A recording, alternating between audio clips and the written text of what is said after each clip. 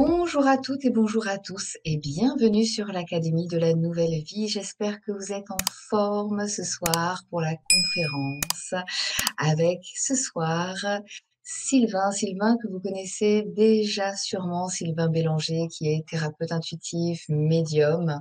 En tout cas, si vous ne le connaissez pas, restez là, ça vaut la peine, puisque ce soir, nous allons aborder avec Sylvain la spirale évolutive. Nous allons la découvrir ensemble, voir comment ça peut être une grille de lecture qui nous permet de comprendre notre évolution. Sylvain va nous partager ses 35 années d'observation qui a permis de définir 56 principaux états de conscience. C'est ce qu'il va présenter ce soir.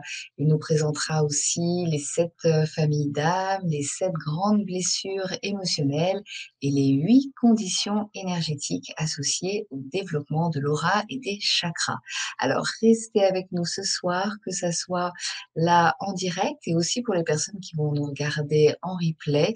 Nous pourrons aussi avoir la chance d'expérimenter les lectures d'âme. Sylvain va vous en dire un peu plus tout à l'heure et peut-être pour certaines personnes justement de l'expérimenter ici et de voir qu'est-ce que ça peut apporter pour chacun.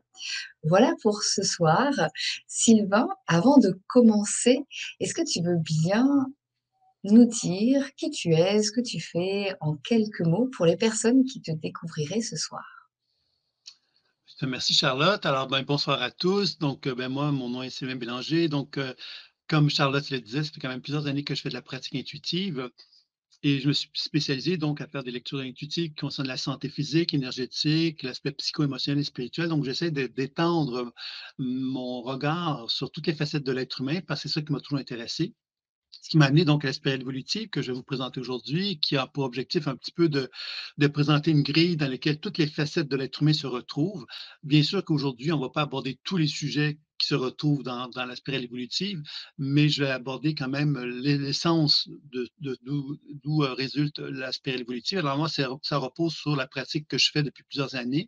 Donc, j'ai observé beaucoup de personnes qui ont des diverses situations et je faisais beaucoup de lecture des chakras. Et puis finalement, ça m'a amené donc tout doucement à avoir une vision, une certaine nuit. Et je me suis réveillé le matin avec cette vision-là très claire d'images. C'est ça, ce que j'avais simplement dit, c'est que que j'avais découvert un peu la spirale évolutive à travers un rêve, finalement. C'est un rêve qui m'a amené à ressentir le besoin euh, de, de, de définir l'humanité, en fin de compte, à travers donc les 7 familles d'âmes et que je vais vous présenter un petit peu tout au long de ce travail-là. Puis évidemment, qu'est-ce qui m'intéressait dans tout ce concept-là qui m'est venu à travers le rêve, c'était de donner une forme, un langage à ce que j'avais comme perception intuitive depuis plusieurs années. Donc, toute la spirale évolutive repose justement sur mes observations, puis évidemment, euh, d'autres influences, bien sûr, mais quand même, je me suis beaucoup basé sur ce que moi j'avais observé à travers les années sur la grille de la lecture des chakras. Et les lectures d'âme, mais finalement, sont simplement la continuité de ça. C'est-à-dire que d'un point de vue théorique, on pourrait dire que la spirale évolutive donne une façon de comprendre l'humain.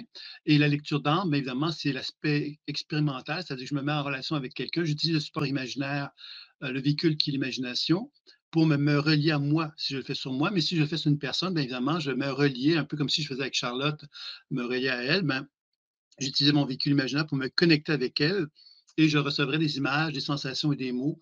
Et à travers ça, bien évidemment, il y a donc un langage intuitif qui prend forme entre les cellules de mon partenaire qui m'informent à travers des images, des sensations et des mots. Et puis moi, quelque part, ma capacité à décoder, à soigner, qui va amener donc tout doucement une transformation chez la personne et qui va me permettre donc d'accéder justement à l'essence de cette personne-là et de la conseiller par rapport à des questionnements ou des interrogations qu'elle peut avoir. C'est un petit peu les lectures d'âme, c'est un peu ça le concept. Et quand on dit lecture d'âme, bien évidemment, ça fait référence à l'âme. Mais évidemment, la prétention qu'on peut avoir, c'est de dire je fais une lecture d'âme. Mais évidemment, ça, c'est quelque chose que pour moi, c'est toujours associé à une forme, un abus de langage. C'est-à-dire que je peux dire, je fais une lecture des chakras, une lecture d'âme, une lecture, je suis médium, je suis clairvoyant. En fin de compte, le plus important, c'est l'information que l'on donne. Et c'est ça qui, moi, m'intéresse, c'est de davantage mettre l'emphase sur l'information pour aider quelqu'un Mais la lecture d'âme, bon, c'est quelque chose qui parle bien aux gens, donc c'est pour cette raison-là qu'on l'utilise. Mais bon, l'idée, c'est de pouvoir se relier à la personne et de transmettre de l'information. Et il y a plusieurs niveaux de conscience qui sont effectués à travers une lecture intuitive, hein. Ça peut être l'âme, ça peut être les chakras, ça peut être l'aura, ça peut être des mémoires, ça peut être les organes, la santé. Donc, il y a plusieurs biais, plusieurs façons d'aborder les choses. Mais lecture d'âme englobe tout ça finalement. Voilà. Merci J'ai beaucoup bien Sylvain. répondu. Oui, bon. Donc, alors la spirale évolutive. Donc, il y a 7 familles d'âmes, puis les 7 familles d'âmes correspondent aux 7 chakras. Donc, à ce moment-ci, il n'y a pas trop de complications. Je vais vous les décrire un petit peu globalement, puis ensuite, on va les aborder d'une façon plus précise. Alors, on pourrait dire ça comme ceci, c'est que l'être humain, lorsqu'il est arrivé sur Terre, il a découvert finalement le monde terrestre. Alors, quand on peut s'imaginer que les premiers êtres humains qui sont arrivés sur Terre sont arrivés dans un petit paradis, mais un paradis qu'ils ne connaissaient pas. Donc, il fallait apprivoiser ce paradis-là, connaître comment fonctionnait la matière finalement qui était là et que eux, bon, on était là, on devait apprivoiser comment fonctionnait cette matière-là. Alors, la première famille d'âmes, c'est les bâtisseurs.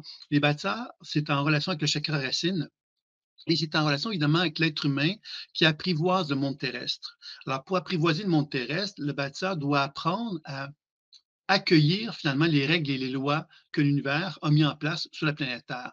Donc, c'est pas l'être humain qui impose sa vérité, c'est plutôt la planète Terre qui lui dit, regarde, si tu veux des carottes, ben, il va falloir que tu fasses ça. Si tu veux faire pousser des fleurs, il va falloir que tu fasses ceci, et ainsi de suite. Donc, on doit apprendre à accueillir finalement que le monde terrestre fonctionne selon des règles, des lois. Si on veut faire une maison, par exemple, ben, on doit le faire d'une certaine façon. Donc, le bâtisseur lui a appris à apprivoiser le monde terrestre, le monde de la matière. C'est vraiment la première famille d'âmes. Il y a des gens parmi vous qui sont sans doute très bâtisseurs. Il y en a d'autres, comme moi, par exemple, qui est peut-être un peu moins bâtisseur que d'autres, hein, dans le sens que moi, je ne suis pas nécessairement très habile dans la matière. J'adore travailler dans la matière, hein, mais je ne suis pas très habile. Alors qu'il y en a d'autres qui ont une habileté très naturelle. Pour eux, c'est comme naturel. Ils comprennent tout de suite les choses. Ils ont une facilité de faire les choses. Moi, je vais plutôt être leur assistant, par exemple, pour donner un exemple par rapport à ça. Donc, le bâtisseur, finalement, c'est donc quelqu'un qui a une certaine compréhension de la matière. Puis ensuite, bien évidemment, la deuxième famille d'âmes, c'est l'être humain qui découvre justement que, euh, qui reconnaît son identité, en fin de compte. C'est-à-dire que moi, j'arrive sur Terre, je découvre un monde fantastique, j'apprivoise ce monde-là pour essayer de survivre, finalement, c'est la première étape. Et la deuxième étape, c'est que j'apprends à me reconnaître, moi, comme un être humain qui a un désir, justement, de me reconnaître, de me définir, d'apprendre à être qui je suis. On sait tous, qu'en tant qu'être humain, quand on est sur Terre, on découvre qui on est. C'est-à-dire que c'est pas écrit, il n'y a pas de définition préétablie de qui on est, on le découvre. Et l'extérieur nous le reflète. C'est-à-dire qu'on découvre finalement qui on est, puis l'extérieur nous reflète ce que l'on est. Et à travers ce processus-là, bien évidemment, il y a toute la connaissance de soi qui va en résulter, qui va nous amener donc doucement vers l'authenticité, c'est-à-dire la volonté qu'un être humain a d'être authentique avec lui-même.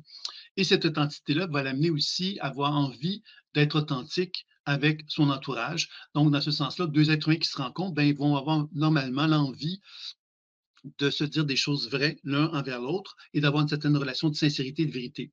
Ça, c'est dans le sens humain du terme, qu'on pourrait dire ça comme ceci, dans le sens beau de la vie, hein, c'est-à-dire que si tous les êtres humains avaient cette convention-là en eux, ben, ce serait super, on vivrait dans un monde merveilleux, hein. Tous les êtres humains auraient une volonté d'être vrais et donc d'être sincères dans leur démarche entre les êtres humains qu'ils côtoient, ce serait très bien. Évidemment, on va voir à travers la présentation que je vais faire qu'évidemment, l'être humain n'est pas toujours à la hauteur. Mais dans le développement humain, il y a donc l'être qui arrive sur Terre, qui apprend à survivre, à apprivoiser le monde de la matière, ensuite à se découvrir lui-même, comment il fonctionne, comment il est, d'apprendre donc aussi à reconnaître ses envies, ses besoins, ses désirs et de les partager d'une façon vraie et authentique avec son entourage, qui va créer donc un esprit de communauté. Donc cet esprit de communauté, mais il va faire finalement, c'est un peu le concept de la famille, hein. La famille, c'est, on a des parents, on a des enfants, puis évidemment, l'objectif d'être dans une famille, c'est d'être vrai les uns avec les autres, d'apprendre donc à développer des valeurs humaines qui vont faire qu'on va tous collaborer ensemble. Et la troisième famille d'âmes, c'est les guerriers, qui est reliée au chakra solaire et qui, elle, va se déployer à travers le développement humain quand on apprend justement à constater qu'on peut être plus fort que d'autres, hein. Par exemple, moi, je peux être plus fort physiquement qu'une autre personne, je peux être plus intelligent qu'une autre personne, je peux être plus beau qu'une autre personne, je peux être plus charmant qu'une autre personne. C'est-à-dire que l'extérieur va me transmettre de l'information qui va me faire comprendre que j'ai un certain pouvoir dans certains domaines. Si je suis très bon dans le sport, ben, les gens vont me refléter que je suis très bon dans les sports, donc je vais déployer, je vais sentir que j'ai de l'importance auprès des gens qui donnent de la valeur au sport que je fais et qui vont me donner un sentiment de rayonnement plus important. Donc, le guerrier, finalement, c'est, on a tous, nous, potentiellement, la capacité d'être rayonnant et lumineux. C'est-à-dire on a tous la capacité à porter la lumière qui fait de nous un leader, un meneur. Maintenant, la société, l'éducation, il y a un tas de choses qui fait que le guerrier qui est en moi ne s'est peut-être pas déployé. Alors, peut-être que parmi vous, il y a des gens qui vont se reconnaître très à l'aise dans l'idée de dire je suis un meneur, il y en a d'autres qui vont dire, ben moi, je ne me perçois pas du tout comme un meneur. Par contre, on a tous cette capacité, dans des conditions idéales, de pouvoir déployer cette idée d'être un meneur. Et le guerrier, bien évidemment, c'est celui qui va apprendre à s'affirmer tout en étant capable de collaborer. C'est ça la clé. Un meneur n'est pas là pour écraser les autres, il est là plutôt pour collaborer avec d'autres êtres humains pour que justement, en tant que meneur, il soit reconnu, il soit juste et que les vertus qu'on va retrouver chez le guerrier. Donc ça, c'est pour la troisième famille d'âme. La quatrième, c'est le serviteur.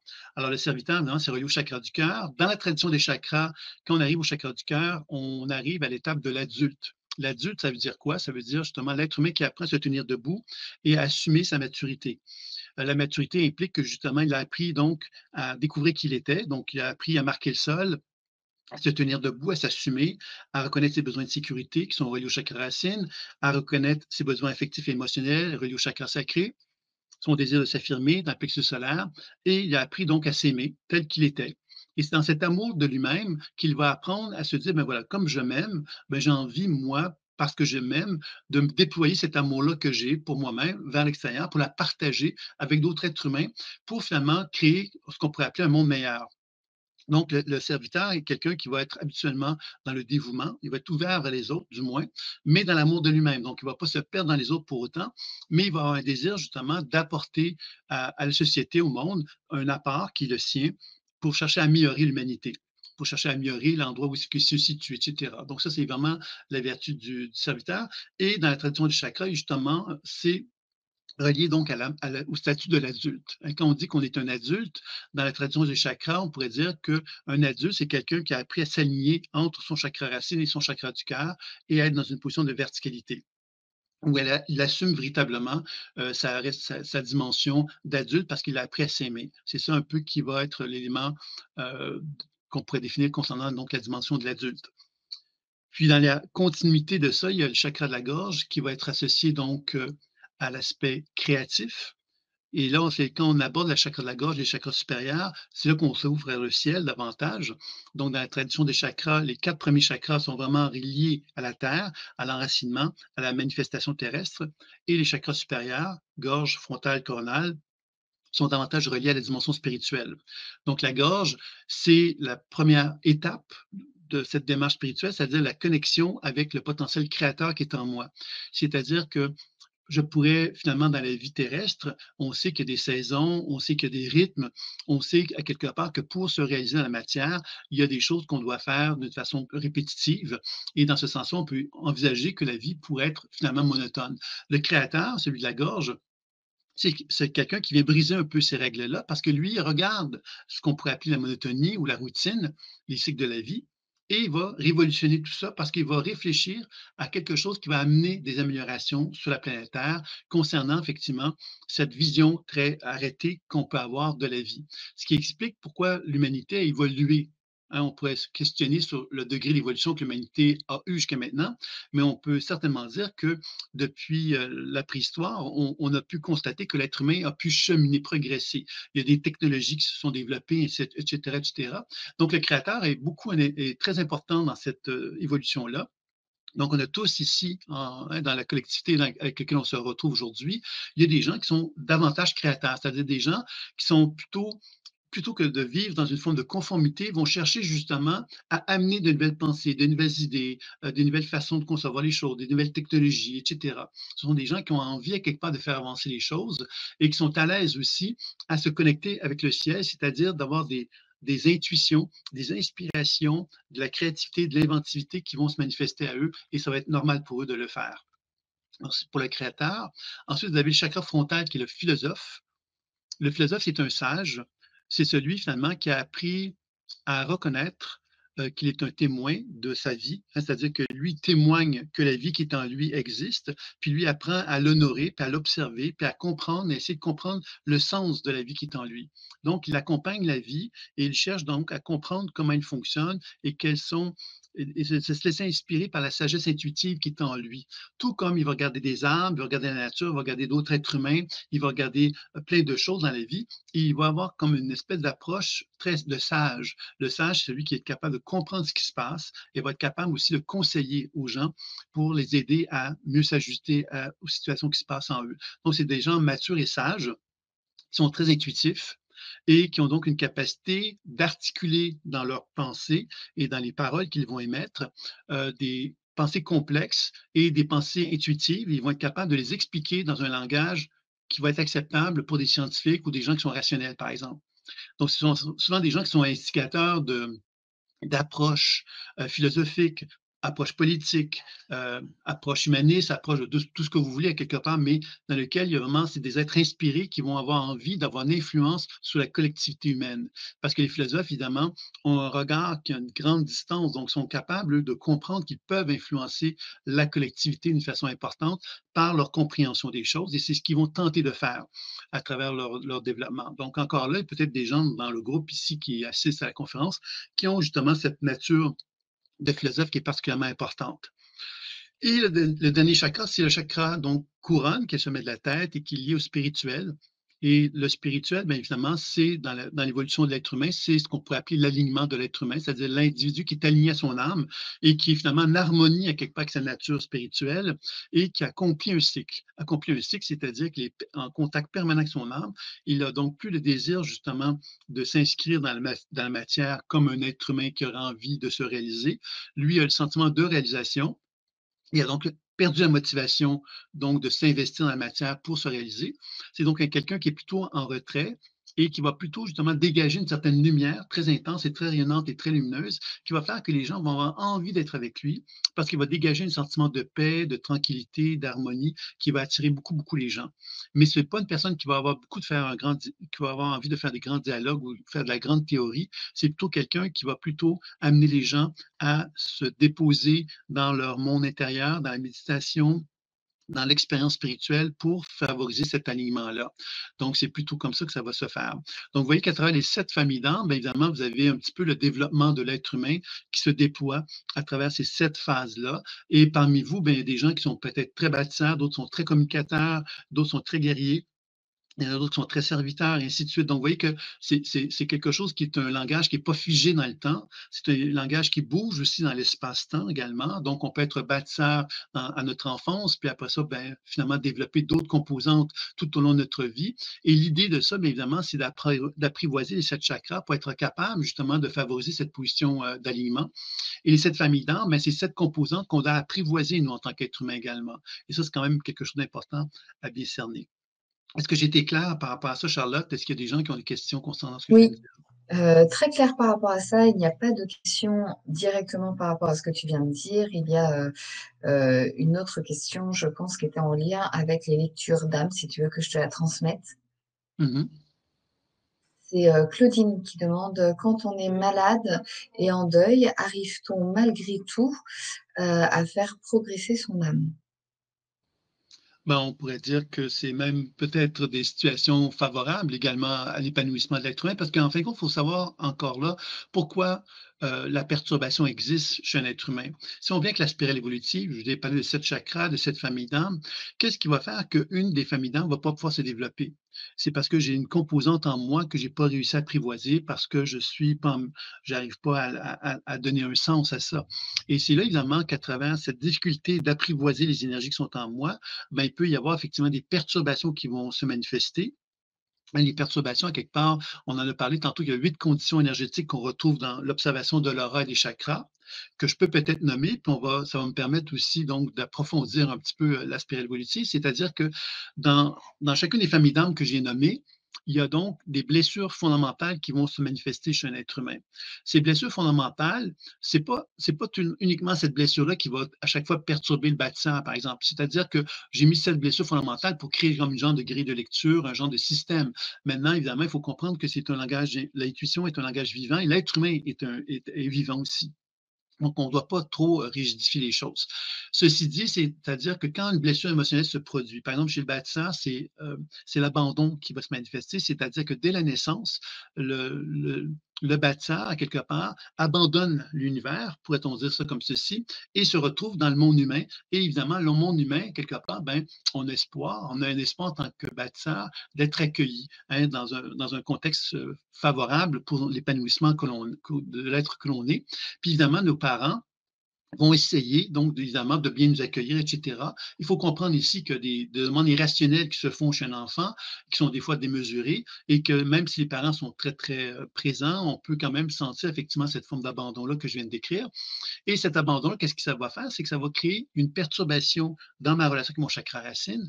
Et il y a donc des conditions énergétiques qui vont en résulter, c'est-à-dire qu'au lieu d'être dans un état d'équilibre, on va perdre l'équilibre et on va se retrouver dans une situation où notre chakra va soit être désaligné, c'est-à-dire qu'on va avoir l'impression que il y a comme une genre comme si le système immunitaire se paralysait parce qu'à quelque part, il y a un traumatisme qui a été vécu, qui peut être associé à un accident. Par exemple, l'enfant, on l'échappe, même si il ne s'est pas blessé, c'est un choc, et même pour lui, c'est un choc qui est relié à sa survie aussi, hein, parce qu'il a beau ne pas avoir été blessé, même dans l'idée du choc, il y a quand même quelque chose qui est vécu comme un traumatisme important chez lui.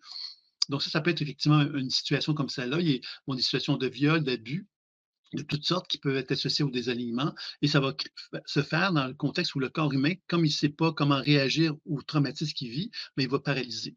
Et ça va créer un désalignement dans le champ énergétique à ce moment-là. Il y a l'hyperactivité, c'est-à-dire que devant une situation comme le bâtisseur, quelque part, qui ne se sent pas accueilli, il se sent abandonné, ben, devant cette situation-là, il peut très bien devenir de plus en plus actif dans son chakra. Un chakra devient hyperactif à ce moment-là et il va donc développer un certain type de comportement qui est associé à cela aussi, qu'on va voir un petit peu plus tard. Et ça peut être l'inverse, c'est-à-dire qu'il peut se retirer du chakra racine en question parce que quelque part, il se sent abandonné, puis justement, il va se mettre en retrait plutôt que de vouloir s'affirmer d'une façon importante. Est-ce que c'est clair ça? Oui? Oui. Donc, Ouais. donc c'est cette idée-là que quand on comprend évidemment ces 8 conditions énergétiques-là, parce qu'évidemment, il y a l'hyperactif, il y a l'hyperactif surchargé, l'hyperactif épuisé, l'hypoactif surchargé, l'hypoactif épuisé. Alors, qu'est-ce que ça veut dire ça? Ça veut dire, on dit que si on vient avec la maladie, pour prendre l'exemple de la question qui m'était posée, c'est-à-dire que si une personne, à quelque part, naît avec une blessure fondamentale au niveau du chakra racine et qu'elle devient hypoactive, par exemple, ben, hypoactif, ça veut dire c'est quelqu'un qui ne va pas être en relation avec la matière. Il va pas être, c'est pas quelqu'un qui va être matérialiste. C'est quelqu'un qui va être plus dans un concept de simplicité volontaire.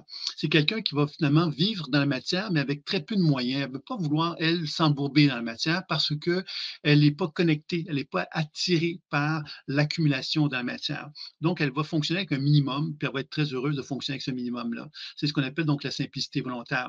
Donc, cette simplicité volontaire, finalement, va donc indiquer que son chakra racine est au ralenti. Il fonctionne moins, les ressources énergétiques ne sont pas utilisées pleinement. Ce qui veut donc dire qu'avec le temps, ce ralentissement énergétique va entraîner des congestions.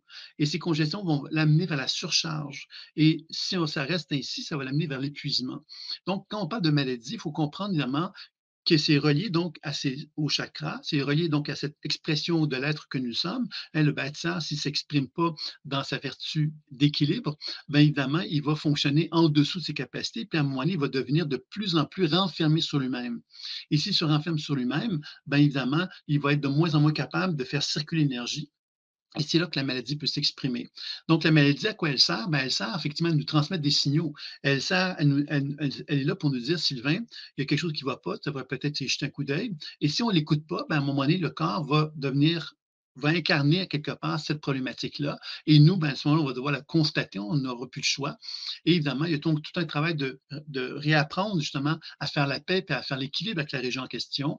Et dans ce sens-là, évidemment, la maladie est a quelque chose à communiquer avec nous, elle a quelque chose d'important à nous transmettre, qui est un message pour nous faire grandir, puis nous faire évoluer, puis nous faire progresser. Donc, on n'est pas toujours capable, nous, en tant qu'êtres humains, d'accueillir ces messages-là, mais ce sont des messages qui ont des vertus fort importantes qui sont à transmettre et qui vont nous permettre de grandir, puis qui vont nous permettre d'accéder à notre âme, justement. Donc, la maladie c'est pas quelque chose de négatif. La maladie, c'est simplement un état, quelque part, un état énergétique qu'on a appris à quelque part à vivre avec, alors qu'on n'avait peut-être pas à le vivre, de vivre en harmonie avec lui. On l'a laissé s'installer, on l'a laissé s'imprégner en soi et il devient quelque part un engorgement, un point tel que la maladie s'exprime. Et le travail après ça, bien évidemment, consiste justement à se soigner pour justement réapprendre à retrouver l'équilibre à l'intérieur de soi. Et dans ce sens-là, la maladie, bien évidemment, l'objectif, c'est d'apprendre justement à comprendre le message que la maladie a pu nous communiquer pour pouvoir nous ajuster face à aux changements qui nous sont proposés à travers cela. Ça va?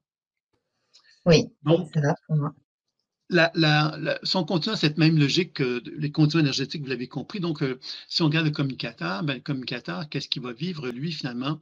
C'est la blessure émotionnelle du rejet.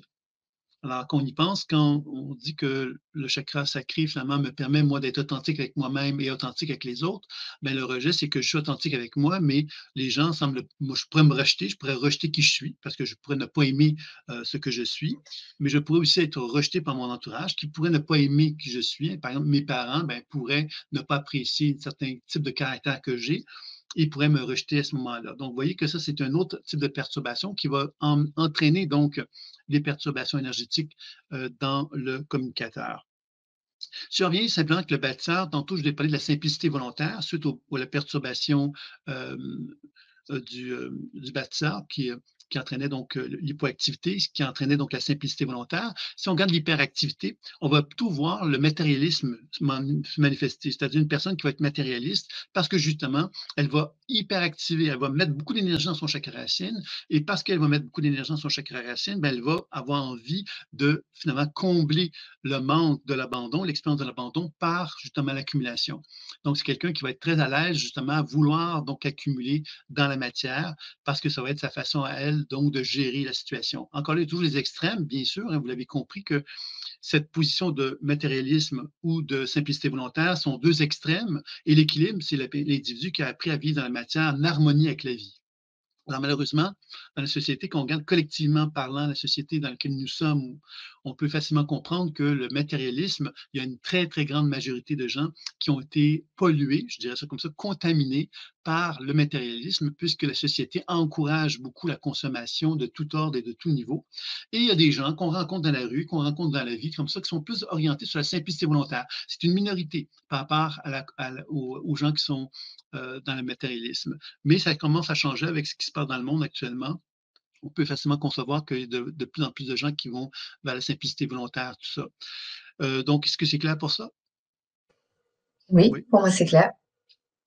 Et ensuite, donc, si on regarde le communicateur maintenant, donc je vous ai parlé tantôt du rejet.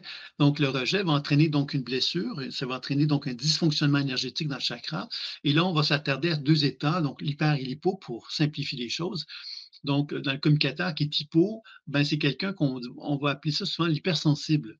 Ça veut dire quoi l'hypersensible? C'est quelqu'un finalement qui est tellement, tellement connecté avec son monde intérieur qu'il développe à quelque part une sensibilité extrême et cette sensibilité fait de lui une personne qui n'est pas en mesure donc d'assumer son authenticité. Par exemple, je peux voir quelqu'un qui me regarde avec des gros yeux et je pourrais me dire, cette personne m'en veut, elle me déteste.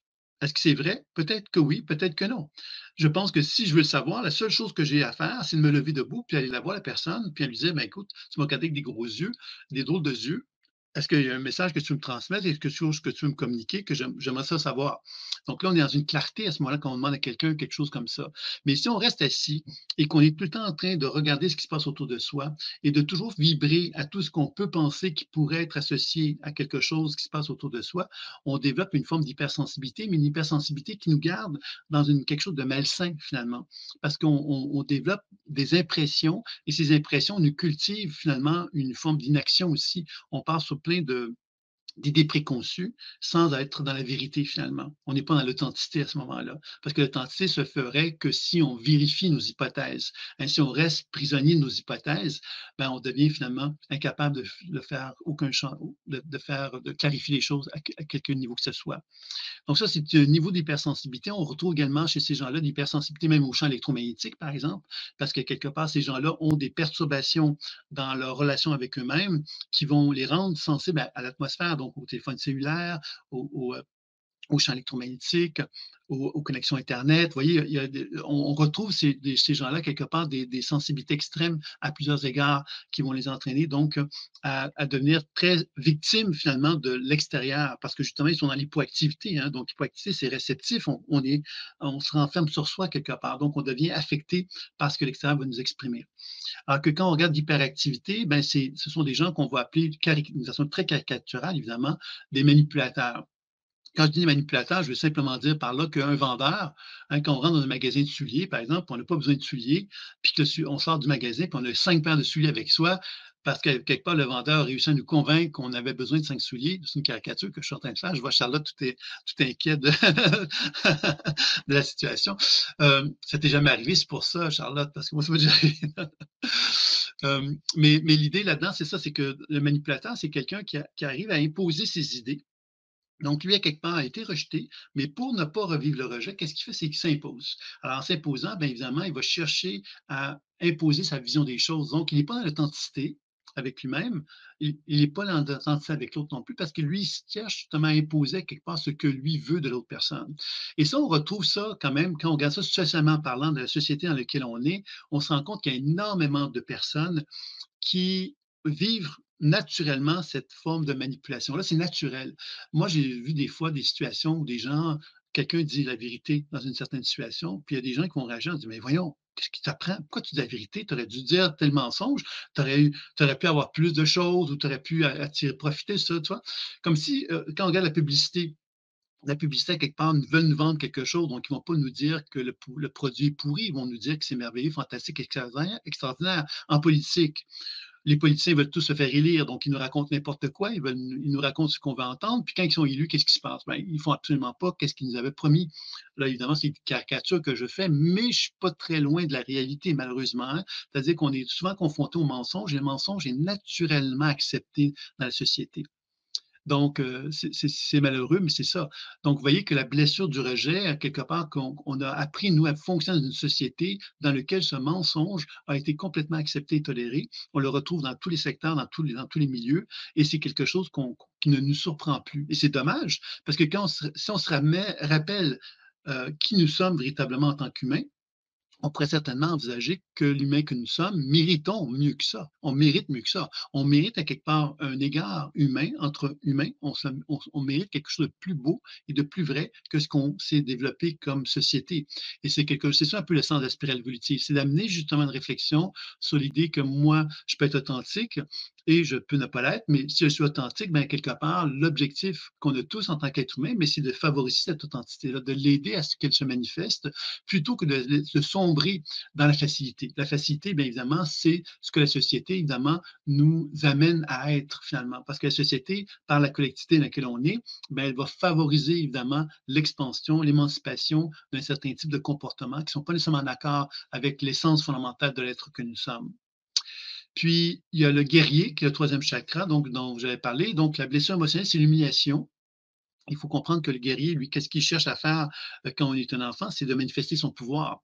Donc, s'il rencontre quelqu'un qui est plus fort que lui, malheureusement, il risque d'être humilié dans son expérience. Et si cette humiliation se vit, ben, il va y avoir donc deux types de comportements qui vont en résulter, l'hyper et l'hypo. Donc, l'hypo, c'est le dominé. L'hyper, ben, c'est le dominant, bien sûr. Hein. C'est-à-dire que dans cette logique-là, évidemment, l'hypoactif va accepter de se mettre dans une position de soumission parce qu'il ne veut pas de conflit, il ne veut pas de problème, parce qu'il est humilié, il ne veut surtout pas revivre l'humiliation de nouveau. Et dans le cas de l'hyperactif, ben, c'est quelqu'un, évidemment, qui a donc une volonté d'être dominant, parce qu'il ne veut justement pas être humilié. Donc, lui, il va humilier les autres plutôt que d'être humilié, bien sûr. Donc, vous voyez que c'est un peu encore là, on retrouve dans la société beaucoup, c'est ce Mmh. que je décris là, hein. C'est-à-dire que les êtres que on voit beaucoup de gens qui se font, humilier dans la vie, puis il y a des gens évidemment que puis on voit bien aussi que les dans les sociétés, dans les sociétés, les ceux qui arrivent à réussir le mieux, c'est souvent les gens qui sont les plus dominants, c'est-à-dire ceux qui sont les moins humains, c'est-à-dire les moins sensibles aux autres, les moins attentifs aux autres. Plus c'est ceux qui vont être cassants, qui n'ont pas peur finalement de vraiment faire des couvaches à d'autres personnes. C'est souvent ces gens-là qui vont être capables d'arriver à leur fin. Et c'est valorisé. Et c'est ça qui est malheureux.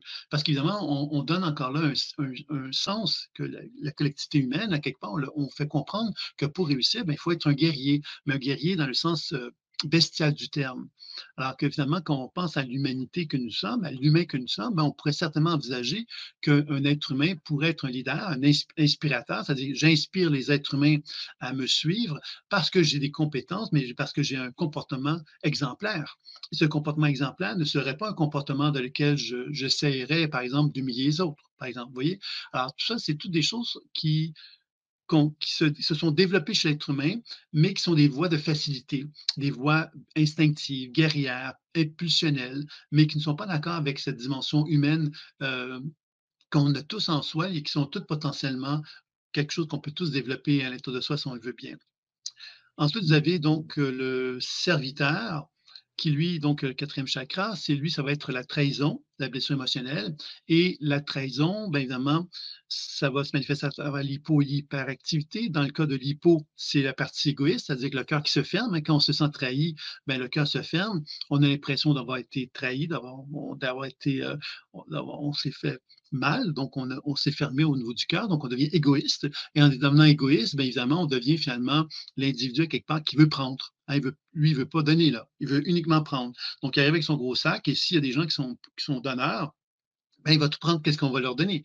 Alors, ces gens-là, quelque part, bien évidemment, on retrouve ça dans la société, encore une fois. C'est-à-dire qu'il y a beaucoup d'êtres humains qui ont compris que pour fonctionner dans la société, on peut effectivement adopter la position du preneur, donc de l'égoïste, parce qu'évidemment, c'est une position qui peut être avantageuse, parce qu'il y a des gens, hein, malheureusement, dans l'humanité, il y a des gens qui sont donneurs, c'est-à-dire des gens qui sont naturellement donneurs, qui ne réfléchissent pas.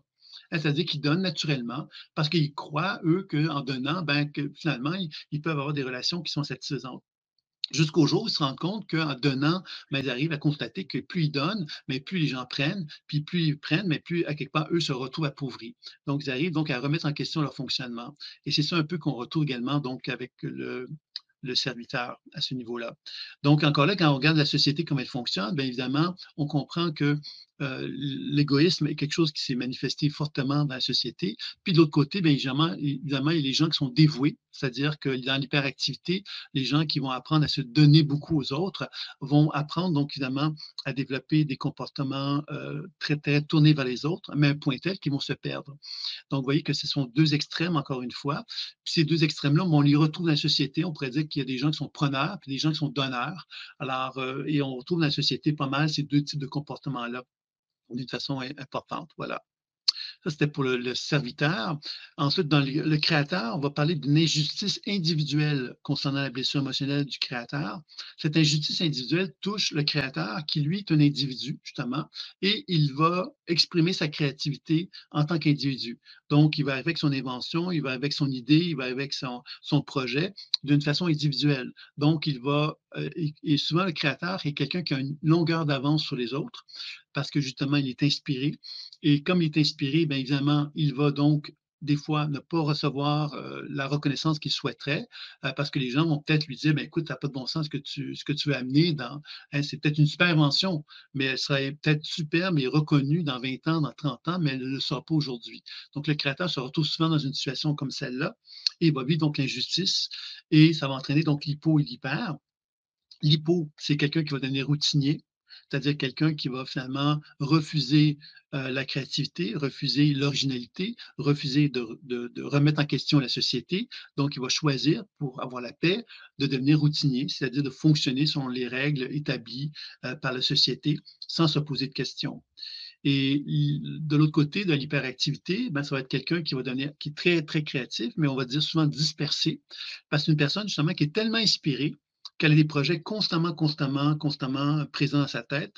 Donc, on pourrait la voir aujourd'hui, elle a des idées, à des projets. Demain, on peut la revoir, puis elle aurait d'autres idées. Puis après-demain, on peut la revoir, puis elle aurait d'autres idées. Vous voyez, comme une espèce de position où elle est complètement envahie par plein, plein d'idées, mais la difficulté, elle est concrétisée. C'est souvent ça qui va se produire chez le créateur hyperactif. Ensuite, vous avez donc le philosophe qui, donc, lui, sa blessure fondamentale, c'est l'injustice sociale. Donc, vous voyez, l'injustice individuelle, c'est moi avec ma créativité. Le philosophe, c'est l'injustice sociale, c'est moi et ma philosophie. OK? Donc, je suis en train de transmettre à l'humanité quelque chose qui pourrait la révolutionner, cette humanité-là.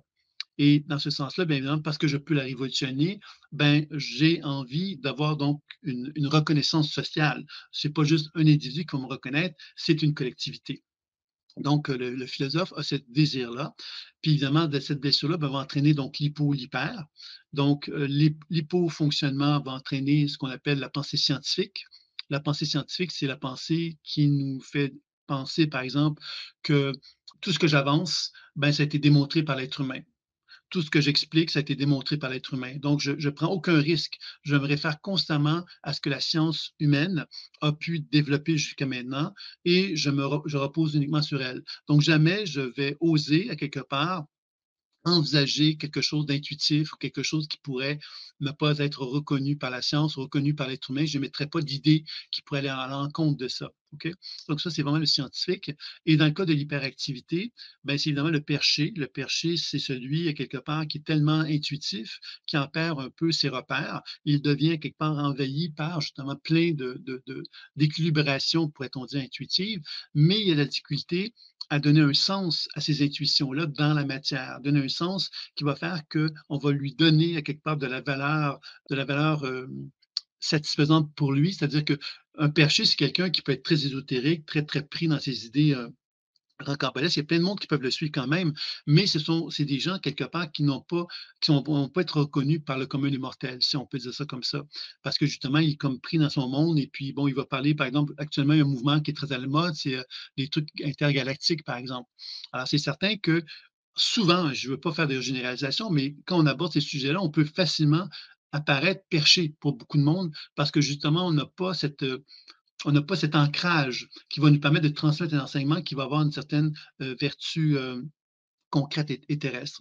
Alors donc, ce sont deux grands mouvements qui vont faire que le philosophe, finalement, à travers cette blessure-là, ben, on va retrouver donc les gens qui sont scientifiques, les gens qui sont perchés. Récemment, avec ce qui est arrivé avec le COVID, on a pu très bien voir ces deux mouvements-là, finalement, d'une façon je pense, jamais aussi clair. Hein, c'est-à-dire qu'on a reconnu qu'il y avait d'un côté les gens qui avaient les deux pieds sur terre, puis qui allaient avec le gros bon sens, puis qui se basaient sur la science. En tout cas, la science, encore là, il fallait la définir, hein, mais on reposait sur la science. Et de l'autre côté, un mouvement beaucoup plus contestataire et qui remettait en question, évidemment, à peu près tout. Et eux pouvaient effectivement paraître perchés ou déconnectés. C'est là qu'on les appelait les complotistes, hein, mais c'est des gens, quelque part, qui se racontaient des trucs. C'est ça qu'on disait d'eux. Alors, évidemment, là, je fais des caricatures en le présentant comme ça, mais pour faire valoir, justement, que le philosophe, finalement, lorsqu'il est blessé, peut vivre dans ces extrêmes-là. Alors, l'idée maintenant de l'équilibre, c'est ni l'un ni l'autre. Hein, c'est pas parce que je ne dois pas être scientifique au point de me fermer à mes inspirations intuitives et je ne dois pas être intuitif au point de me fermer à ma dimension scientifique ou à ma dimension rationnelle ou concrète. Donc, le philosophe, lui, cherche, dans son équilibre, va chercher justement à rétablir cette position-là et finalement aussi, donc, dans une position d'équilibre, il est au-delà des conflits. Parce que c'est ça qui se passe actuellement suite au COVID. On en a encore un petit peu resté là, je pense. On est resté avec une brisure entre deux tendances. Hein, ceux qui sont raisonnables et ceux qui sont conspirationnistes et qui s'inventent des trucs. Et puis moi, je pense vraiment que dans la démarche du philosophe, le philosophe n'a pas cette volonté, n'a pas fonctionné dans la dualité. Il a fonctionné à tenir compte des deux univers, puis à se ramener justement à la nature du vrai. La nature du vrai n'est pas contestable au point de rester dans une espèce de mode de dualité comme on a pu la retrouver et qu'on retrouve encore malheureusement. Alors des fois, bon, les gens qui sont conspirationnistes, par exemple, qu'on dit conspirationnistes, vont tellement, des fois, vont s'égarer dans cet univers-là parce qu'ils sont blessés et ils vont rester dans un univers de conspiration, puis ils vont plus être capables de se ramener Mmh. vers le bon sens, le gros bon sens. Et chez Mmh. les scientifiques, bien évidemment, on peut facilement retrouver les scientifiques, c'est facile de se cantonner dans ce qui est démontrable scientifiquement. Ça, c'est quelque chose qu'on va retrouver aussi beaucoup, ce qui empêche la communication de se faire plus facilement. Oui, je vais me calmer un peu là. Donc, Je est-ce que je Voilà, c'est un contenu très riche que tu nous partages et il y est-ce qu'il y a des a questions? plusieurs Est-ce qu'il y personnes a des en tout questions, cas mesdames? qui, il n'y a pas de questions. Oui. Mmh. On arrive donc à la dernière famille d'âmes, avec, dans cette idée-là, c'est le spirituel, c'est le 7e Mmh. chakra et lui, c'est l'injustice spirituelle. Donc on parle de 3 injustices, mais elles sont très différentes chacune d'elles, puisque l'injustice spirituelle repose sur le principe que parce que je suis un être spirituel, ben, je devrais bénéficier quelque part, heu, d'une attention particulière de l'univers. C'est-à-dire que l'univers devrait être gentil avec moi parce que moi, je suis quelqu'un de bien, je suis quelqu'un de spirituel. Alors évidemment, c'est une caricature que je fais là, puis c'est tout relié évidemment à l'ego. Hein, c'est-à-dire qu'on a tous un ego et on a tous cette envie quelque part d'être reconnu dans ce qu'on fait. Donc, si on est un être spirituel qui s'est donné en tant qu'être spirituel, ben, on a un espoir plus ou moins important d'être reconnu par la voie spirituelle. Donc, le fait qu'on soit pas reconnu comme on aurait pensé qu'on aurait dû l'être, bien évidemment, on peut se révolter, on peut se rebeller et ça va entraîner 2 réactions. L'hypoactivité, c'est l'existentialiste, c'est-à-dire celui qui se lève le matin, qui se dit: «Pourquoi je me lève?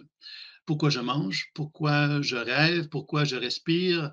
Pourquoi j'existe? Pourquoi je vais travailler?» Vous voyez? Comme quelqu'un qui se pose 1 million de questions parce que sa vie n'a pas de sens, parce qu'il s'est déconnecté de la spiritualité, parce que l'hypoactivité, c'est un abaissement. Donc, ses énergies ne sont plus en accord avec la dimension spirituelle, donc il se renferme sur lui-même et il va donc ralentir ses fonctions énergétiques, puis il va se poser des questions pour savoir pourquoi il existe, parce qu'il n'y aura plus cette connexion avec la dimension spirituelle. De l'autre côté, c'est évidemment, je vais utiliser un terme très à la mode en France, c'est le sectaire. Alors, qu'est-ce que ça veut dire le sectaire? Ça veut donc dire que devant l'injustice spirituelle, quelqu'un qui devient hyperactif va donc devenir finalement quelqu'un de très, très, très fortement connecté avec la dimension spirituelle, mais très fortement blessé et très désireux de montrer à Dieu qu'il n'a pas besoin de Dieu pour exister. C'est-à-dire que lui, à quelque part, Dieu n'a pas reconnu, je dis Dieu, ça peut être l'univers, ça peut être comme on veut l'appeler.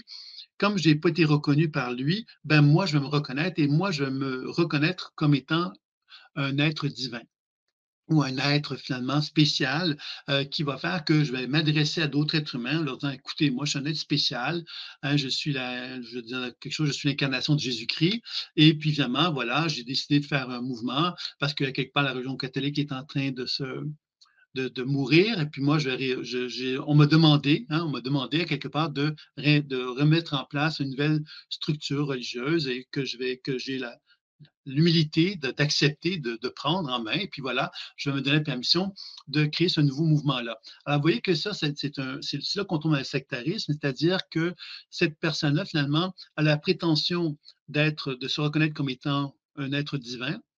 Évidemment, c'est une prétention, puis je dis bien que c'est peut-être vrai, c'est peut-être pas vrai, hein, mais souvent, c'est une prétention. Et quand on prétend être quelque chose, ben, souvent, ça peut être quelque chose qui, surtout dans la dimension spirituelle, on va retrouver souvent ce genre de situation où des gens ont, qui se disent spirituels sont confrontés évidemment à toute l'idée que cette position de spiritualité leur donne un grand pouvoir. Le grand pouvoir, finalement, puis comme on est tous des humains, ben, quelque part, on risque de sombrer dans des dimensions humaines et de finalement de décevoir les êtres humains à qui, qui nous ont donné confiance parce que justement, on va finalement avoir tendance à développer un pouvoir sur eux et avoir un désir justement de les contrôler, etc. C'est malheureusement quelque chose qui arrive et c'est souvent dans les sectes, évidemment, ce qu'on va retrouver aussi, bien sûr.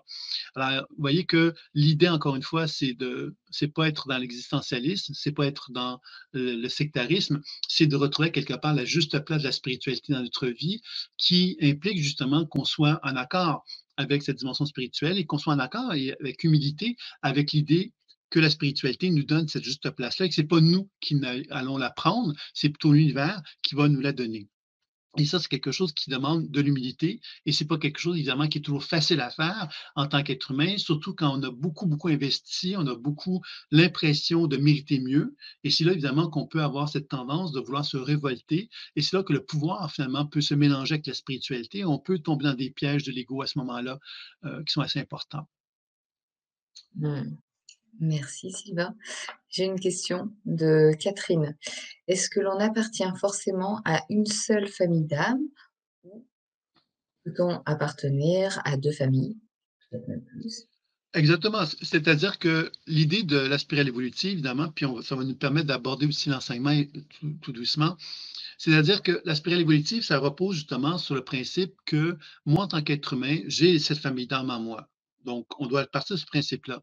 Maintenant, ces 7 familles d'âmes-là ne sont pas pleinement harmonieuses en moi. Il y en a avec lesquelles je suis très à l'aise et d'autres avec lesquelles je ne suis pas du tout à l'aise. Et c'est ça, quelque part, qui va être le défi, c'est d'apprendre, évidemment, simplement en discutant comme je l'ai fait aujourd'hui. Je suis certain que des gens qui pourraient me dire, ah ben moi, je suis plus guerrier, moi, je suis plus serviteur. On peut arriver assez facilement, en fin de compte, à reconnaître qu'à l'état de nous-mêmes, il y a des énergies avec lesquelles on est très à l'aise et d'autres avec lesquelles on est beaucoup moins à l'aise.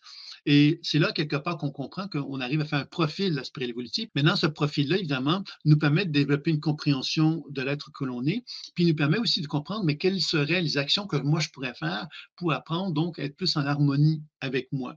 C'est ça un peu l'idée de ça. Maintenant, ça, c'est dans un contexte d'approfondissement, de connaissance de soi, un peu comme l'énéagramme ou des choses comme ça, dans le sens que ce sont des moyens de développer la connaissance de soi. Mais la pratique intuitive, ben, elle permet d'approfondir cette spirale évolutive-là parce que, comme moi j'enseigne le travail intuitif, bien évidemment, ça nous permet donc de concevoir qu'on peut développer la lecture intuitive pour être capable donc d'identifier notre état de notre chakra dominant. Et un chakra dominant n'est pas nécessairement dans le sens, c'est pas toujours un chakra équilibré. Hein. Quand on parle d'un chakra dominant, c'est un chakra qui peut être hypoactif, qui peut être surchargé, qui peut être épuisé. Vous voyez, on peut être dominé par quelque chose qui ne nous amène pas à être dans un état d'équilibre ou d'épanouissement. OK?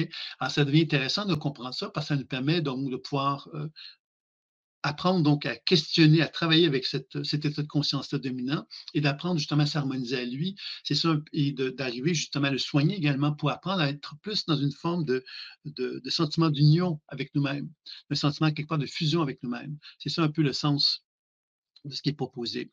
Est-ce que j'ai répondu à la question qui m'a été posée à ce sujet-là? Pour moi, il y a la réponse. Après Catherine, si jamais vous avez d'autres, questions complémentaires, bien sûr, vous pouvez, les mettre, dans le chat. Hem, Sylvain, là, tu nous proposes justement pour aller un peu plus loin 3 ateliers, Mhm. notamment sur l'harmonisation des 4 cerveaux et l'actualisation de sa plus belle version, de soi. Le fait aussi d'identifier, notre état de conscience dominant pour l'équilibrer, c'est ce dont tu parlais, justement. Et puis, de se réunifier à un état de conscience pour intégrer le changement. Est-ce que ça serait possible pour toi, dans quelques instants, j'ai juste quelque chose d'autre à dire avant, d'en parler davantage, juste pour vous informer que ces 3 ateliers se passeront le 1er octobre, le 8 octobre et le 15 octobre à 20h30. Bien sûr, il y a aussi des replays, donc même si vous ne pouvez pas être disponible à ces dates-là, vous aurez le replay, vous pourrez le voir autant de fois que vous le souhaitez. Et je vais vous mettre, là, directement dans le chat, le lien pour pouvoir avoir tous les renseignements sur ces 3 ateliers. Si vous nous regardez en replay, justement, sur YouTube, c'est juste en dessous dans la description que se trouve le lien et si vous nous regardez en replay sur l'Académie de la Nouvelle Vie, c'est tout en bas de la page que vous aurez les informations. Et là, pour ces 15 prochains jours, il y a un tarif préférentiel de 97 € au lieu de 137 € pour les 3 ateliers. Voilà, j'ai donné les informations très terre à terre, pratiques. Je te laisse, poursuivre avec ce qu'on va voir dans ces ateliers et à quoi ils peuvent nous servir. Donc, le premier atelier, l'harmonisation des 4 cerveaux, c'est quelque chose que j'ai développé avec bon, en lisant des livres, mais aussi surtout dans l'expérimentation. C'est-à-dire que c'est une façon de développer une forme de méditation autour des spirales évolutives dans lesquelles on apprend à reconnaître finalement des composantes essentielles de l'être humain. La première, c'est que je suis un être primitif. Donc, l'harmonisation des 4 cerveaux, c'est le cerveau du ventre, pour commencer, qui est davantage orienté sur la dimension primitive de l'être humain. Il y a le cerveau du cœur, qui est davantage orienté sur la capacité à m'aimer. Ensuite, il y a le cerveau de la tête, qui est ma capacité à reconnaître que quand je m'aime, ben, je suis merveilleux. Hein, quand on s'aime, là, on n'est pas en train de se dire des bêtises, des choses négatives. On s'aime, on se trouve beau. Donc, évidemment, le cerveau de la tête, lorsqu'il bénéficie justement de l'amour de lui-même, ben, reçoit de belles informations qui sont inspirantes pour lui, qui le mettent en relation avec la plus belle version de lui-même. Et ensuite, le cerveau quantique. Le cerveau quantique qui est dans le champ de lumière, qui est dans le champ d'énergie, dans le champ de l'aura. Et évidemment, ce champ-là quantique, c'est un cerveau, quelque part, qui nous permet donc de pouvoir justement créer dans la matière cette plus belle version de soi. Donc, l'harmonisation des 4 cerveaux a pour objectif donc de nous aider à nous connecter avec cette plus belle version de soi-même. Parce que cette plus belle version de soi-même, c'est ça qui va nous guider tout au long des ateliers par la suite. C'est-à-dire que cette plus belle version de nous-mêmes va être en quelque sorte notre plan, notre mission de vie, et notre identification de ce qu'on nous, on veut atteindre dans notre série d'ateliers. Donc, ça va être vraiment ça qui va être fait. Puis après cette harmonisation des 4 cerveaux, ben, il va y avoir un enseignement de base pour vous enseigner comment faire la lecture intuitive des états de conscience. Il faut savoir que dans mon champ énergétique, on est animé par plusieurs états de conscience. Alors, dans le évolutif, je vous ai dit qu'il y avait donc l'état d'équilibre, l'hyperactif, l'hypoactif, par exemple, pour chacun des chakras. Il y en a plein d'autres en plus. Donc, on peut facilement concevoir que quand moi j'observe le champ énergétique d'une personne, je vois plein de personnages qui sont associés à son enfance, à son histoire familiale, les mémoires d'autres vies, à son champ d'énergie, à sa santé, à sa spiritualité, à ses relations, à son travail. Il y a énormément d'informations qu'on retrouve dans le champ énergétique. Et ce qu'on va chercher à faire dans notre lecture intuitive, c'est de justement apprendre justement à identifier ces états de conscience-là. Ces états de conscience, c'est comme des mémoires qui animent notre être. Et ces mémoires-là sont autonomes. C'est-à-dire que quand moi, je décide de travailler avec l'insomniaque en moi, par exemple, ben, l'insomniaque en moi, ben, je peux me relier à lui et de constater que l'insomniaque a une expression de lui-même qui est propre à lui-même et qui va se manifester à moi avec un désir de communication, puis un désir de discussion avec moi, qui va me permettre donc de comprendre le message qu'il va me transmettre, puis d'apprendre donc à le soigner. Donc, le premier atelier, on va s'initier à ça. Puis, lors du deuxième atelier, c'est un atelier dans lequel on va apprendre justement à donc se relier à des états de conscience, puis à apprendre donc à développer certaines techniques pour équilibrer les chakras sur ces états de conscience-là. Il faut comprendre que c'est comme si moi, je suis Sylvain Bélanger, mais je peux travailler sur une dimension de Sylvain Bélanger, qui pourrait être le bâtisseur hypoactif, par exemple. Et ce bâtisseur hypoactif va s'exprimer à moi avec une certaine forme, soit visuelle, auditive ou sensitive, et que moi, je peux interagir sur cette énergie-là en interageant sur ces chakras.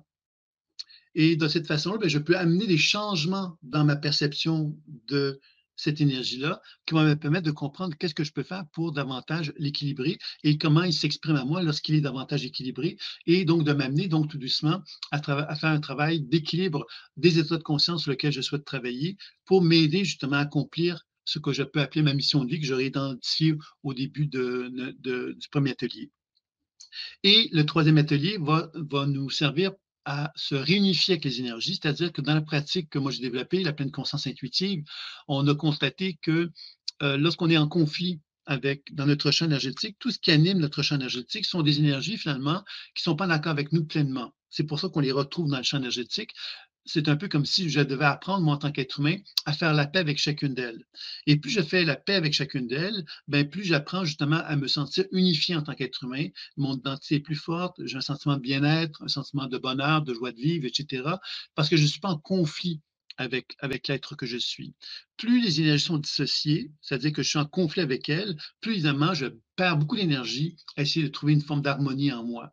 Plus je suis en harmonie avec moi, ben, plus évidemment il y a ce sentiment d'équilibre et c'est ça qu'on va observer dans le champ énergétique. Donc, la technique de réunification que je vais proposer dans le troisième atelier a pour objectif de favoriser ce travail de réunification-là, toujours en étant en le faisant dans un contexte de lecture intuitive, de déprogrammation de la mémoire cellulaire et de soins énergétiques. C'est la combinaison des 3 qu'on va chercher vraiment à développer dans le deuxième atelier et le troisième atelier. Donc, des aspects de déprogrammation, des aspects de soins qui vont permettre justement à libérer à quelque part les programmations mémorielles qui animent nos états de conscience qui sont en nous, de façon à ce qu'on soit de plus en plus en paix avec ces états de conscience-là, et donc de permettre à la spirale évolutive de s'épanouir, puisque évidemment une spirale évolutive épanouie, mais c'est un être humain justement qui est pleinement capable d'assumer toutes ses puissances et sa capacité d'épanouissement en lui. Donc, c'est ça un petit peu qu'on va découvrir à travers les 3 ateliers Mmh. que je propose. Puis, j'ajouterais aussi que ceux qui seront intéressés, évidemment, ben, vous auriez l'opportunité d'avoir des suivis après ces 3 ateliers-là. Il y aura des webinaires d'intégration qui vont être proposés et c'est quelque chose qui fait partie de ça, c'est-à-dire que c'est offert. Donc, c'est quelque chose qui pourrait être intéressant aussi. Vous aurez le sentiment d'être accompagné pendant le temps que vous souhaitez. C'est une fois par mois que ces webinaires ont lieu et puis voilà, si ça vous intéresse, c'est quelque chose qui fait partie du projet que je peux vous proposer à travers cela. Oh, super. Merci beaucoup, Sylvain, déjà pour, cette proposition des 3 ateliers et puis pour, les webinaires aussi à suivre, c'est aussi, intéressant de continuer aussi à évoluer et de pouvoir échanger là-dessus. Mmh. Hem, Oui. on arrive petit à petit sur la fin de la conférence, mais tu as aussi sûrement des choses à dire. Certaines personnes aussi, avaient envie de reparler aussi des lectures d'âme. Tout ne sera peut-être pas abordé ce soir, c'est bien pour ça aussi qu'il y a, les ateliers et notamment dans les ateliers, il peut aussi y avoir, des pratiques par rapport aux lectures d'âme. Je te laisse continuer sur ce que tu as envie de continuer à partager, s'il y a encore des choses que tu souhaites, Euh, transmettre? je me disais effectivement que ça aurait pu être effectivement une lecture d'âme, parce qu'une lecture d'âme aurait pu permettre donc de mieux comprendre cette notion qu'on va voir dans les 3 ateliers, qui de justement d'apprendre à travailler avec justement les états de conscience qui animent le champ énergétique d'une personne. Donc si ça dit à Oui. quelqu'un, on pourrait prendre le temps d'en Alors il y parler. avait, Yveline, je ne sais pas si elle est là, Yveline, qui demandait justement, qu'elle aurait aimé, avoir, une lecture. Est-ce que Yveline, est encore là? Yveline, Roch, et sinon s'il y a d'autres, personnes comme celle qui demandait en première, je la mets, en première. Mais, Yveline, oui, je suis là. Vous voyez, vous avez bien fait de rester Mmh. et d'être, C'est là. patiente. OK, donc moi, je simplement regarder globalement, on ne prendra pas de temps de faire des questions, choses comme ça, mais prendre le temps de dire qu'est-ce que je perçois d'Evelyne. Alors, qu'est-ce que je fais ici, c'est de regarder un petit peu les 7 familles d'âmes et de voir de quelle façon qu'elles s'expriment chez elles et de parler de celle qui apparaît la plus importante ou qui est la plus dominante dans ce que je perçois à ce moment-ci. Et je parlerai du bâtisseur dans le cas d'Evelyne. Moi, ce que je sens, c'est comme si, à quelque part, tu sais, il y a des fois, il y a des gens qui sont très travaillants,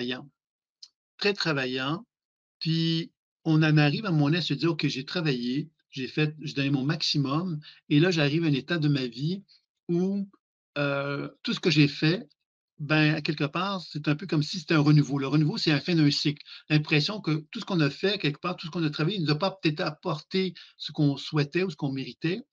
Puis là, finalement, il y a un changement de cycle qui nous oblige à nous dire: «Ben, il va falloir que je change les choses parce que je ne peux plus continuer comme avant». Parce qu'en continuant comme avant, c'est un peu comme, pour moi, ça touche la structuration. Le bâtisseur est quelque part quelqu'un de très structuré dans l'organisation des choses pour faire en sorte que les choses avancent, progressent, cheminent et qu'il y ait une forme de prospérité qui puisse s'établir. Mais quand je n'ai pas cette, structure, ben, je fais les choses d'une façon un peu chaotique et je les fais d'une façon sans trop savoir où est-ce que je m'en vais et en espérant que tout va bien aller. Et j'ai l'impression quelque chose de cet ordre-là que je perçois chez Evelyne. Je ne sais pas si elle a quelque chose à dire à ce sujet-là? Heu, Yveline, nous vous laissons vous exprimer par rapport à ce qu'a dit, Sylvain. Si vous voulez, nous faire un retour, dans le chat.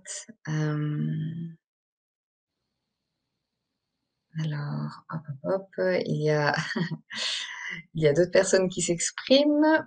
Yveline, est-ce que tu veux continuer un petit peu ou? Oui, bien sûr, bien sûr. Je vais simplement poursuivre, c'est que puis quand je dis ça, c'est que pour moi, au niveau des jambes de chez Evelyne, il y a une congestion.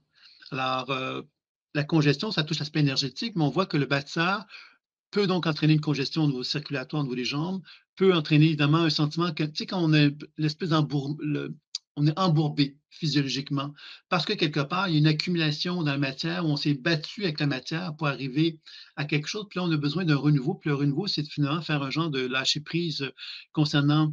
Tu sais, des fois, on a la matière, puis la matière, ben, quelque part, elle devient lourde. Puis quand c'est lourd, ben, quelque part, on a besoin d'un renouveau, on a besoin de s'alléger, on a besoin de se réorganiser notre vie pour qu'elle devienne plus simple, plus légère, plus agréable, moins prisonnier de toute cette espèce de brouhaha matériel à laquelle on est tous confrontés à un moment donné, et puis qui, des fois, nous éloigne finalement de notre essence fondamentale, tu vois.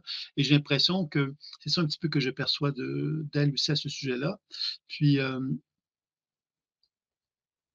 Ah, alors, on a le retour d'Yveline qui nous dit bah, nous avons mis la maison en vente pour aller chez les vieux. Euh, ils ont dû vider la maison, chez les vieux, entre guillemets. je présume. OK, ouais, mais c'est ça, tu vois, mais c'est ça, c'est le changement de cycle dont je parle, tu Mm. vois. Puis ce changement de cycle-là, quelque part, ben, nous amène peut-être évidemment, tu sais, l'expérience de la vie, ce sont des cycles. Puis ces cycles-là, quelque part, nous amènent justement à envisager le renouveau de la vie, quelque part, hein, la nouvelle étape de la vie, comme quelque chose qui peut être dans son cas, ça peut être très joyeux dans le sens qu'elle peut apprendre justement à se réapproprier le plaisir simple, je dirais. Le plaisir simple, c'est arrêtons de se compliquer l'existence, arrêtons de se stresser pour rien, profitons de la vie. Tu vois, il y a quelque chose de cet ordre-là que je sens qui est important à déployer pour elle et qui va donc justement lui permettre donc de se libérer de cette lourdeur, parce que moi, je pense qu'elle a eu un regard sur la matière qui était lourd. Alors, c'est lourd, c'est difficile, c'est compliqué, ça demande de l'énergie, ça demande de l'effort. Et je pense que cette étape-là de la vie, ben, quelque part où elle peut être salutaire pour elle, mais c'est justement de se permettre de se dégager de cette lourdeur-là pour permettre justement au plaisir simplement de revenir à sa conscience, puis de se permettre justement de se rendre compte que les plaisirs simples sont souvent les plaisirs les plus agréables. Hein, c'est des plaisirs quelque part qui ne demandent pas énormément d'efforts finalement, puis sont simplement là, puis que c'est agréable de les accueillir parce que ça ne demande pas justement de se compliquer l'existence pour pouvoir les vivre, ça. Mm. Mm. Oui, Yveline dit c'est un peu difficile pour l'instant pour aller vers quelque chose de libre. Mm. Sûrement, sûrement, mais comme je te dis, c'est que moi, comme je dis, l'embourbement des jambes et la région du bassin, c'est clair que c'est quelque chose qui demanderait justement de l'alléger plus. Hein. Là, c'est comme une démonstration. Donc, on sent quelque part que cette lourdeur-là, évidemment, doit être mise, elle doit être allégée, là, c'est certain. Et c'est certain que cette légèreté-là, ben, elle permettra sans aucun doute à quelque part d'envisager à quelque part moi, je dirais que l'aspect créatif, il y a l'aspect créatif, pour moi, c'est l'aspect créateur, de faire, quand on dit s'amuser à faire des choses, c'est pas de faire des grandes inventions. Hein. Créatif, c'est simplement être créé. Être créatif, c'est de faire des choses à quelque part qui sont un peu différentes, qu'on n'a jamais fait. Tu vois, c'est de s'ouvrir à de nouvelles façons de concevoir notre vie, puis qui peut être ludique. Tu sais, quand on dit, par exemple, je fais du dessin. Ah oui, pourquoi tu fais du dessin? Pour le plaisir. Tu vois, c'est quelque chose de simple, mais en même temps qui nous ramène justement vers cette notion de simplicité que je sens qu'elle a besoin de se réapproprier. Puis peut-être que j'aimerais peut-être dire, puis là, c'est pas sur elle que je vais parler de ça, mais plutôt sur la logique des 3 ateliers que je vais donner. Vous voyez, quand on regarde à quelque part l'énergie d'un champ énergétique, hein, on voit quelque part quelque chose qui est dominant. Dans son cas, c'était le chakra racine, c'était le bâtisseur, et on voit quelque part qu'il y a un état de conscience qui ressort. L'état de conscience, justement, d'une personne qui a une vision de la matière qui est très lourde, qui est très sombre aussi, hein, c'est difficile, c'est compliqué, etc. Et ensuite, bien évidemment, qu'est-ce qu'on cherche à faire dans un soin? C'est d'apprendre donc à donner à cette énergie-là une nouvelle expression qui va l'amener justement à se dégager de la programmation mémorielle dans laquelle elle se trouve, qui est limitative, qui est de finalement voir la matière comme étant lourde, pour se permettre donc de l'alléger. Et cet allègement-là, bien évidemment, nous permet de voir le potentiel expansif et évolutif qui sommeille en nous, en quelque part, puis qu'on n'a pas nécessairement, qu'on ne voit pas nécessairement au départ, parce qu'on est tellement identifié à nos programmations limitatives que l'on ne voit pas ces potentiels expansifs. Donc, je vais peut-être faire une petite action pour essayer de voir davantage ce potentiel expansif pour elle.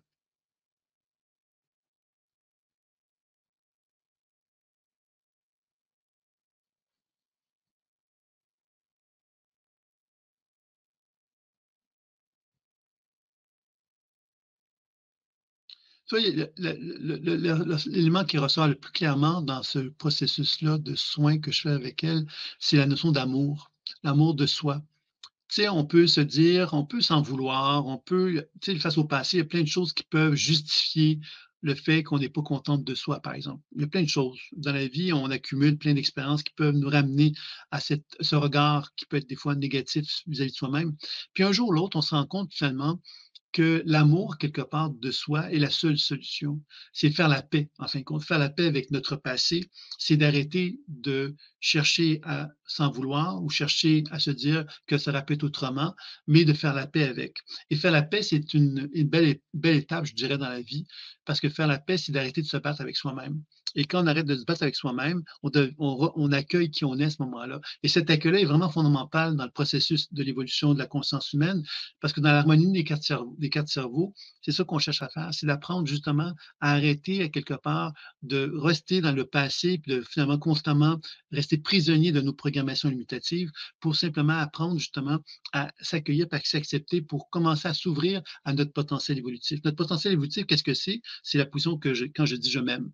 Dans mon présent, je m'aime, mais quand je m'aime dans mon présent, ben, j'ai des belles pensées, j'ai des belles choses que j'attire, puis j'ai des belles choses que je suis en train de reconnaître qui peuvent se manifester dans ma vie. Et c'est ça un peu qui est le sens que Mmh. j'avais envie de lui transmettre à ce sujet-là.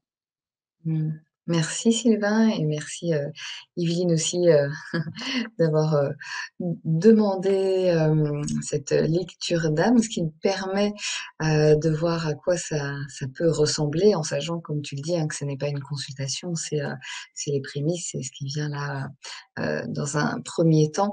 Vous êtes nombreux aussi à demander une lecture d'âme. Alors, là, ça va pas forcément, vu le nombre, être possible pour ce soir, en sachant qu'après dans les ateliers, ça pourra, pour certaines personnes, peut-être être Oui. possible. Ben, à chaque Hem, atelier, je pourrais prendre le temps de faire une petite lecture d'âme pour chacun des ouais, ateliers. Donc, il y en aura 3, donc ça sera 3 lectures d'âme qui pourront être faites mmh. aussi. Mmh. Là, si tu veux bien, pour conclure, il y a 2 petites, questions, enfin petites. Catherine qui demande: «Ces ateliers s'adressent à des personnes qui ont des capacités extrasensorielles ou qui sont simplement intuitives? Est-ce qu'il y a un public pour ces ateliers particuliers? Est-ce qu'il faut avoir peut-être, des capacités particulières?» C'est une très bonne question. Je ne l'ai pas abordé parce que pour moi, ça fait quand même tellement d'années que j'enseigne l'intuition que pour moi, je considère que tout le monde a cette habileté-là et j'en ai fait la démonstration à travers l'enseignement que je donne. C'est-à-dire que moi, ce que j'ai voulu développer, c'est une pédagogie. Donc, la pédagogie, c'est on dit qu'il y a une méthode et cette méthode-là, elle est accessible à tous et on arrive tous à la développer à des degrés plus ou moins importants. Alors, dans ces 3 ateliers-là, quand on apprend à cheminer dans ces 3 ateliers-là, on apprend donc à développer ces habiletés-là. Puis comme c'est enregistré en plus, ben, vous pouvez y revenir.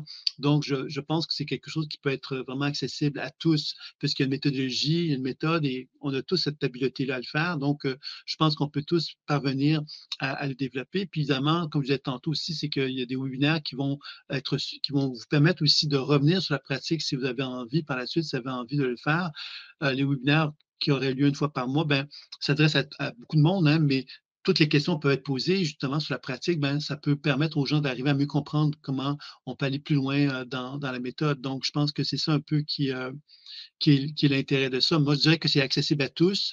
Ça fait 25 ans que j'enseigne, même peut-être plus de 30 ans que 25 ans, que j'enseigne l'intuition.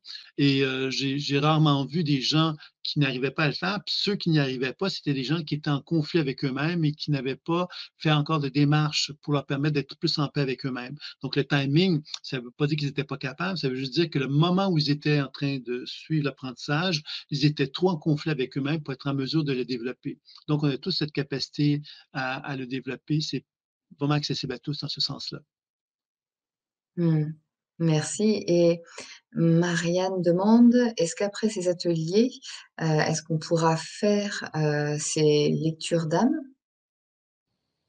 Est-ce que c'est je pense sous-entendu, est-ce que ces ateliers permettent de faire, ces lectures d'âme? Peut-être à soi, peut-être aux autres?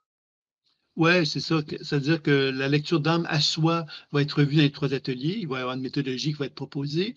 Il faut savoir que dans ma pratique à moi, tant que comme je l'enseigne, c'est qu'il y a une pratique sur soi, une pratique sur l'autre. Dans les 3 ateliers, il n'y aura pas cet aspect-là, à moins que tout le monde voudrait absolument que je la développe, mais c'est pas l'objectif. En fin de compte, il faut comprendre que les techniques qui vont être enseignées sont des techniques qui sont transposables à l'autre.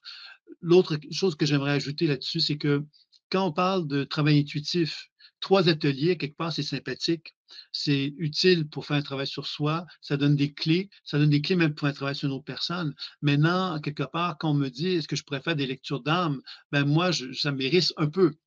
Dans le sens que j'aurais peur de que quelqu'un puisse dire: «Ben oui, je commence à faire des lectures d'âme à d'autres gens après 3 ateliers de 2 heures, mettons, que j'aurais donné, que j'aurais fait». Donc je pense que l'idée là-dedans, c'est de comprendre que la démarche intuitive, à quelque part, c'est une méthodologie et cette méthodologie, effectivement, elle s'apprend à travers donc très simplement, vous voyez, en 3 ateliers de 2 heures, vous allez vraiment avoir une méthodologie et des techniques en plus, que vous allez avoir. Donc vous allez pouvoir apprendre à appliquer ça. Moi, je vous dirais que si vous voulez pratiquer sur une autre personne, ben effectivement, c'est préférable d'aller un peu plus loin, mais les clés vont être quand même là. Puis je pense que l'idée dans une démarche professionnelle, c'est de devenir professionnel. Donc, s'il s'agit de dire oui, est-ce que vous êtes capable de faire des lectures intuitives sur vous-même et des soins, je vous dirais que oui. Si vous me dites que vous aimeriez devenir professionnel, mais je vous dirais que ce sont des bases qui vont vous être données, mais que pour être professionnel, pour être capable de pratiquer vraiment, ça demanderait un approfondissement sans doute, oui. OK, merci et dernière, question, de Colette. Est-ce que l'ancrage est plus relié au bâtisseur? Est-ce que la notion d'ancrage est davantage reliée au bâtisseur, par rapport à la famille d'âme des bâtisseurs? Ou est-ce que ça n'a rien à voir, on peut être ancré sans être forcément, bâtisseur? Ben, donc l'ancrage, ça va avec les 7 chakras, puisque les 7 chakras sont impliqués. Sauf que si on veut identifier l'enracinement à un chakra, c'est sûr que c'est le bâtisseur, parce que le bâtisseur est relié donc aux jambes et aux pieds. Il marque le sol, le bâtisseur, parce qu'il fait des choses concrètes, tangibles. Il n'est pas dans la philosophie, il est dans le concret. Donc il marque le sol, puis il s'assume. Donc il est dans ses jambes. Et parce qu'il s'assume, puis il marque le sol, il apprend à développer une sécurité avec le monde terrestre. Et tout ça, évidemment, est directement relié donc à l'enracinement, puisque l'enracinement ben, nous permet de reconnaître qu'il y a une énergie tellurique qui se manifeste en soi et qui vient nous soutenir dans notre démarche de vie matérielle. Donc, ce soutien-là apporte la sécurité, puis apporte le bien-être. Et c'est certain que le bâtisseur, bien évidemment, nomme logiquement, ben, c'est quelqu'un qui est à l'aise dans la matière, puis qui se sent en sécurité vis-à-vis d'elle et qui est capable de se réaliser dans le monde terrestre. Un bâtisseur équilibré, j'entends, puisqu'un un bâtisseur qui serait déséquilibré, ben, c'est quelqu'un qui serait moins bien enraciné, moins capable de justement se déployer dans la matière dans un contexte d'équilibre. Voilà. OK, merci, merci Sylvain, merci à tous. Il y a aussi, Gilles qui partageait, le fait que peut-être, il se sent aussi, plus dans la famille, des serviteurs, mais qu'en même temps il semble comprendre que, apparemment, peut-être le but c'est peut-être d'arriver à harmoniser les 7 familles d'âmes, pour être.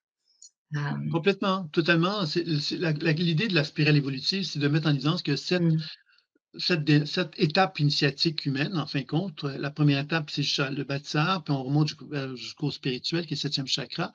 Et ces étapes initiatiques-là sont reliées à notre histoire de vie qui nous est propre. Il y a des gens qui vont avoir des facilités dans certaines familles d'âmes et des difficultés dans d'autres. Ces difficultés sont associées souvent à des blessures émotionnelles qui ont été vécues dans l'apprentissage, dans l'apprivoisement de l'énergie en question, et que tout au long de notre vie, on va être confronté à ces blessures-là. Pourquoi? Parce que notre façon d'envisager la vie, bon, on va émettre dans notre champ énergétique ces blessures-là, et la vie va nous amener des êtres humains qui vont nous faire travailler sur ces blessures émotionnelles-là. Ainsi, je me sens trahi, ben, il y a de fortes chances que je rencontre tout au long de ma vie des gens qui vont me trahir parce que, quelque part, je n'aurais pas fait le travail de me réunifier à cet état de trahison-là. Et je pense que c'est ça, quelque part, que les techniques vont vous proposer. La méthodologie que je vous propose, c'est vraiment d'apprendre donc à reconnaître votre potentiel par l'harmonisation des quatre cerveaux, de vraiment faire un travail donc de soins énergétiques sur les chakras pour les équilibrer et de réunification pour apprendre justement à transformer ce que vous dégagez comme personne pour amener des transformations. C'est ça un peu le sens que les 3 ateliers vont proposer. Voilà. merci en tout cas, ça semble très intéressant. Comme dit Gilles, merci à Sylvain pour toutes ces explications qui donnent envie de s'inscrire, aux ateliers. Merci beaucoup, dit Françoise. Tu as aussi les remerciements de Marianne, de Colette, de Catherine, d'Evelyne. Et voilà, j'en passe, mais merci beaucoup pour, toute cette transmission avec, passion, disaient, certains aussi, dans les commentaires. On sent que là, voilà, ça t'habite, tu es passionné.